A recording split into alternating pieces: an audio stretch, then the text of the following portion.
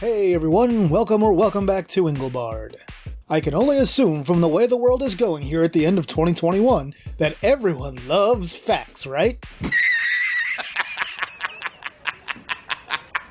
Well, fine. I'm still going to toss some your way regardless. Today I'll tell you 11 things about the Sega Genesis / megadrive that maybe you didn't know. Some of these are pretty obscure, but I'll include the sources in the description so you can be confident that I didn't just pluck these facts out of nowhere. Alright, let's get on with it. 1. It was supposed to have more colors. One of the things that the Genesis / megadrive is much maligned for is its fairly anemic color palette. The system only has a total palette of 512 colors, out of which only 64 can be displayed on screen simultaneously unless some technical trickery is engaged to squeeze a little more out of it. But why did a 16-bit system released toward the end of 1988 in Japan have such a relatively modest palette? According to an interview with the lead designer of the Mega Drive, Masami Ishikawa, that appeared in the book Mega Drive Collected Works, it was originally intended for the system to have more colors. The idea had to be abandoned during the development process, because apparently having more colors available would have increased the chip size, which would have led to lower yields, which would have led to higher costs. It sure would be interesting to know what the cost difference would have been back then, because if it was just a few bucks, it would have probably been worth it, don't you think? 2. It was supposed to have hardware sprite scaling and rotation. That's right, the trusty old Genesis / MD was also supposed to have hardware sprite scaling and rotation. It makes perfect sense when you look at the time that the Genesis was being developed. Back then, most of Sega's biggest arcade games were its superscaler titles like Space Harrier, Afterburner, and Outrun. This would have been an absolutely killer feature to have in a game system from that era. So why didn't it make it in? Well, for the same reason as the lack of colors, according to the same interview with Masami Ishikawa. Basically, it would have resulted in bigger chips, worse yields, and higher prices. Man, just imagine if the Genesis had come out back then with more colors and sprite scaling and rotation. What a world it would have been. 3. It was the first fully 16-bit game console. Yeah, this one may raise the ire of some of my PC Engine fans, but as a wise man once said, facts are stubborn things. Plus, not being 16-bit doesn't mean the PC Engine / TurboGrafx-16 was a bad system, it wasn't. Still, the Mega Drive was unquestionably the first fully 16-bit game system when it released in 1988. You see, the PC Engine, which made it out in 1987 in Japan, was powered at its heart by the Hue C6280. Which is essentially just an updated version of the MOS 6502. The 6502 is a very 8-bit processor, and was well known for being the heart of devices like the NES, the C64, and even the Apple II. The 6280 was more advanced and could run at a higher frequency, but that doesn't make it a 16-bit processor. The Mega Drive / Genesis was powered by the Motorola 68000 CPU. This was a variant of the same CPU that was found in most 16-bit arcade games of the day, and was also in home computers like the Amiga, the Atari ST, and the original Macintosh. Now, the CPU alone doesn't make or break a system, and I'm not saying that it does, but we can still recognize that the MD / Genesis was a pioneer for home game systems of its era, delivering the first 16-bit game console to the home. 4. It almost had an 8-bit CPU. Speaking of the good old bit wars, another funky nugget of information that lead designer Masami Ishikawa revealed in the Mega Drive Collected Works interview was that the decision to go with a 16-bit CPU was made relatively late in the process. He had been considering powering the system with an 8-bit CPU until the head of Sega of Japan's R&D department, Hideki Sato, stepped in and decided that it would use the Motorola 68000. Why the 68000? Well, according to a separate interview with Hideki Sato in Famitsu DC, a translation of which appeared on the excellent shmupulations.com, the 68000 was picked because it had been used in arcade games for a while at that point and had recently come down in price. Masami Ishikawa also stated that they had good tools and information to support the 68000 because it had been used in those arcade divisions for quite a while at that point. It'd be kind of interesting to have seen how the system would have performed with an 8-bit CPU. It wouldn't have been a disaster or anything. I mean, the PC Engine was pretty decent after all, but I think there's no question that performance would have been worse than the mighty 16-bit system we actually received. 5. The shell of the system was designed first, and R&D had to design the board to fit inside of it. Now here's an interesting tidbit from a 2018 Famitsu interview conducted with Masami Ishikawa. He stated that the system shell, or case, was actually designed first. This meant that while he was designing the actual hardware, he had to craft it in such a way that it would fit into the already designed case. Yeah, that's not how things are typically done. But in a way, I can kind of understand it. Why? Well, because in the Hideki Sato Famitsu interview I mentioned in the last point, he said they designed the system to look like a piece of fancy audio equipment, something that would look good sitting next to a TV. He even referenced that the gold print for the characters 16-bit emblazoned on the system were very expensive to produce. So basically they wanted something that looked really good. And you know what? I don't think there's ever been a game system with a sleeker or fancier outward design. It's still strange that the case was designed first, but look at it. Isn't it glorious? 6. It was originally referred to internally as the Mark V. Internally, the Mega Drive started life as the Sega Mark V. Wait a minute, Mark V? Does that mean it was the 5th Sega system? Well, kinda, I guess? Sega's first home console was the ill-fated SG-1000. The SG-1000 was basically the same thing as an MSX or ColecoVision. Sega followed that up with the SG-1000-2. The hardware itself was basically the same, but the system was redesigned. After this, Sega released an updated version of the system called the Sega Mark III. Now this had the same hardware as what we received in the West as the Sega Master System. Now it gets confusing, because Sega released a device in Japan called the Sega Master System after this, which included some extras like the built-in FM sound module. This was technically the Mark IV. Which leads us to the Mega Drive, which, before it was officially named, went under the internal name of the Mark V. Please note that the SC3000 didn't factor into this naming scheme because it wasn't a game console, it was a computer. 7. It wasn't popular in its native Japan. I can hear you now on your side of the screen yelling, "Hey, everybody knows that!" First, how dare you? Second, lots of people say it wasn't popular, but almost no one ever elaborates on it, which I'm about to do now. Let's look at total 16-bit era system sales in Japan. The PC Engine came out in 1987 in Japan. The Mega Drive came out in 1988, and the Super Famicom came out in 1990. So how unpopular was the Mega Drive compared to its two domestic competitors in Japan back then? Oh, pretty unpopular as it turns out. Check out these numbers. By the end of the 16-bit era in Japan, let's call that about 1995 or so, Nintendo had sold more than 16 million Super Famicoms in Japan. NEC had sold more than 6 million PC Engines. Sega had managed to sell just over 3.5 million Mega Drives by that same time. Youch. Now, just for comparison's sake, what were the numbers like in America? Well, they were like this. Yeah, things were a bit different in the US. 16-bit era sales continued a bit longer, so I'm including them up through 1998 in the US numbers. Here, the SNES sold 19.5 million up to that point.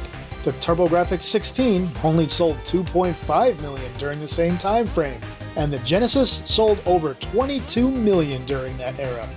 And let's not leave out Western Europe, since they were a major gaming territory as well. Here you'll notice that the PC Engine / TurboGrafx is missing from the list. That's because it never had an official release there. It was what was considered a gray market item that you could buy locally, but stock came from other territories and it was unofficial. It had no real presence there. Anyway, the SNES sold just over 5 million units in Western Europe during this time frame, while the Mega Drive sold over 9.1 million. Now, why didn't Japanese gamers take to the system like gamers from other territories did? I really don't know. It's such an aberration for a system that was very popular in most other gaming markets of the world. Some may point to the fact that it didn't have as many big RPGs as the Super Famicom and PC Engine. And maybe that's it. Or maybe that's just one factor among several. Either way, that's a topic for analysis in a more detailed video. 8. The Genesis 3 was manufactured and distributed by Majesco, not Sega. In 1998, I guess Sega had enough of the Genesis. They were well underway with the Saturn at this point, and frankly, getting ready to ditch that system in favor of the Dreamcast. But wait, you say, I remember seeing the Genesis 3 on store shelves back then. Well, you're right about that, there was a Genesis 3 released in 1998, but it wasn't from Sega. No, it was from the crew at Majesco, who had produced the console under license from Sega. It was an even more cost-reduced version of the console than the Genesis Model 2. Did you also know that the Genesis 3 made some other changes to the system? For instance, there's no expansion port, so you can't hook a Sega CD up to the unit. The system is also notoriously light when compared to the prior Sega manufactured models. Interestingly, there are 2 revisions of the Genesis 3 hardware. The original revision is basically just a slightly shrunken down Genesis Model 2. However, another board revision was put into later Genesis 3 systems that actually corrected a few long-standing bugs in the hardware. The end result of this fix was that some games are not compatible with the newer hardware, such as Gargoyles and Psycho Pinball. Also, Virtua Racing doesn't work on it. Also, you can't hook a 32X up to it, or a power base converter. Now, there are some modern workarounds for many of these issues, but really, there are so many ways to play these games easily nowadays, the workarounds are probably just not worth the effort. 9. There were 2 Genesis games that debuted at $100. While the Genesis itself debuted at the fair price of $189.99 in the US in 1989, and eventually saw reductions all the way down to $100 or less, it was home to a few games that were pretty expensive at the time they came out. There were actually 2 Genesis games that came out at the princely sum of $100. The 2 games in question are Phantasy Star 4 and Virtua Racing. First, a note. There are some websites these days that claim Phantasy Star 2 launched at $100 in 1990. Those are wrong. It launched at between $60 and $80 depending on the store back then. But don't take my word for it. Look at magazine ads like this one from EGM in March of 1990, showing the game going for $79.99. And this place was often more expensive than local retail stores. Something driven home by the fact that I actually purchased it for $60 locally in April of 1990. Phantasy Star 4, however, was basically $100 everywhere when it came out. It was a 24 megabit RPG for the Genesis, and is definitely the best RPG on the standard Genesis hardware without the Sega CD add-on. While it is undoubtedly a fantastic game, was it worth $100 back then? Probably not. Personally, I managed to get it for $50 a few months after it came out, and it was easily worth that price.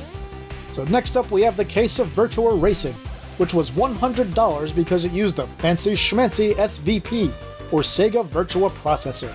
It's kinda like the Genesis equivalent of the SNES Super FX chip, only way more capable. The chip could generate around 9,000 polygons per second, and the performance of Virtua Racing on the Genesis absolutely trounces the performance of any polygonal game using the Super FX chips on the SNES. That doesn't mean Virtua Racing is the best game ever or worth $100, it's just that it provided more polygons at a smoother frame rate than the competition of the time. It's too bad Virtua Racing was the only game to ever use the SVP chip. And personally, I just waited and got the 32X version of Virtua Racing Deluxe, which was better in every way and also cheaper. 10. Atari passed on marketing and distributing the Sega Genesis in the US. This was one of my favorite pieces of lore from the early 90s that's since been confirmed in multiple places. First, a bit of history. Sega's Master System landed with a bit of a thud in the United States when they launched it originally in 1986. Sega tried distributing it themselves and it was utterly dominated by the NES. Sega eventually gave distribution rights of the Master System to Tonka with a 2-year contract, hoping they could move more systems. And yes, that's Tonka, the toy company responsible for those little cars and trucks. Needless to say, Tonka failed much in the same way that Sega themselves had. For the upcoming US release of the Mega Drive, Sega founder David Rosen himself apparently approached Atari about manufacturing, marketing, and distributing the Mega Drive in the US. Word even has it, according to sources, that Rosen met directly with the notoriously mercurial Jack Tramiel on the topic. In the end, the two sides couldn't agree on a deal. According to an article on SegaRetro.com, Trammell had passed on the offer because he thought that the machine was too expensive and Atari was already busy producing the Atari ST at the time. Not mentioned in the article is the fact that Atari was also getting ready to launch the Lynx. Sega decided to handle everything themselves in the end, which turned out to be for the best anyway. Atari, meanwhile, well, passing on the Genesis wasn't the only bad decision Atari made in the console gaming space. No, in fact, it was Atari's second major flub and similar to their first major flub. You see, Atari also had the opportunity to put out the NES in America, but passed on that one too. It was decisions like these that turned Atari from the dominant force in video gaming into a company that was irrelevant in the space, surpassed by, among others, the two competitors that had offered to deal them in. 11. Why was it called Genesis in the US? The whole system name debate. Sega's 16-bit system was known as the megadrive in most parts of the world, yet in the US, the system was renamed to the Sega Genesis. Popular internet responses as to why that happened was simply, there was a copyright dispute so they couldn't use the name. I decided to investigate this a little bit, and, well, you might consider what I found surprising.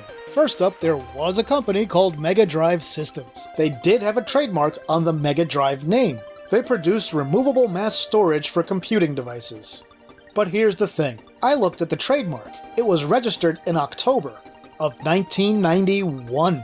That's right, this was 2 years after the release of the Sega Genesis in the US. The trademark paperwork indicates that the first instance of the name was used in December of 1990, which is, of course, more than a year after the Genesis released in the US. Also, the trademark has since expired and became unrenewable back in 1999. Now there's another story about the name change that once again involves Sega founder David Rosen. David Rosen is said to have come up with the name Genesis because he didn't like the name Megadrive. I'll once again refer to the book Sega Megadrive Collected Works, in which Rosen is quoted as saying, "I came up with the name Genesis because I felt this would be a new beginning for Sega." He added, "At first, the Japanese management didn't care for the word, but I insisted on it." I think with the timing of the trademark and also the quote from Sega founder David Rosen, that the evidence in this case strongly points toward the second story most likely being the accurate one. Alright folks, so there you have it. 11, what I hope were interesting facts about the Sega Genesis / Mega Drive. There are links in the description to information sources and other relevant materials. So what did you think about this video? Did you learn something new? Are there any super important or obscure facts you think I should have included that I didn't? Go ahead and let me know in the comments. That'll do it for this video, my retro gaming friends. If you enjoyed it, please like and share it. If you haven't yet, please subscribe and hit that notification bell so you'll know when my videos come out. Also, I just recently set up Patreon and Ko-fi pages if you want to contribute to the channel and help me produce better videos. With that, I'll say thanks for watching, and see me later.